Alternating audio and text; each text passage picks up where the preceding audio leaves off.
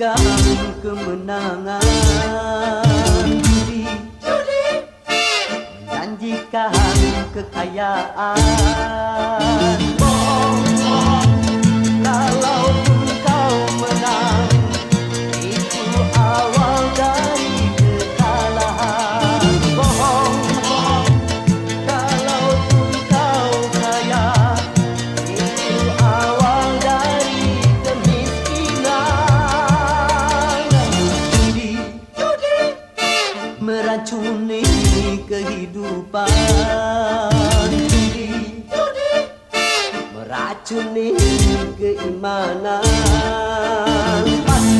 Pasti karena perjudian orang malas dituai harapan. Pasti karena perjudian perkumpulan ramai menyesatkan. Yang beriman bisa jadi hutan, apalagi yang awal. Yang menang bisa menjadi jahat, apalagi yang kalah. Yang kaya bisa jadi melarat, apalagi yang miskin. Yang senang bisa jadi sengsara, apalagi yang susah. Uang bumi najis tiada berkah.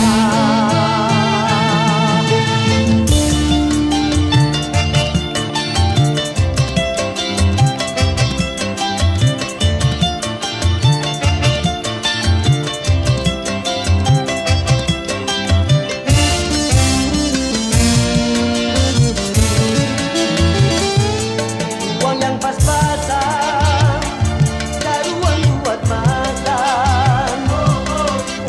Itu cara sehat, bisa bertahan. Uang yang pas-pasan, karuan ditabungkan. Itu cara sehat, jadi hartawan. Apapun nama dan bentuk judi, semuanya perbuatan keji. Apapun nama dan bentuk judi, jangan dilakukan dan jauhi.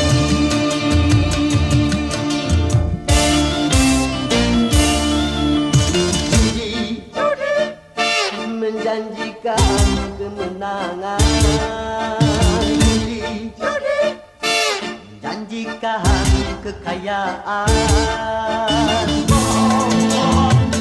Kalaupun kau menang, itu awal dari kekalahan. Kalaupun kau kaya, itu awal dari kemiskinan.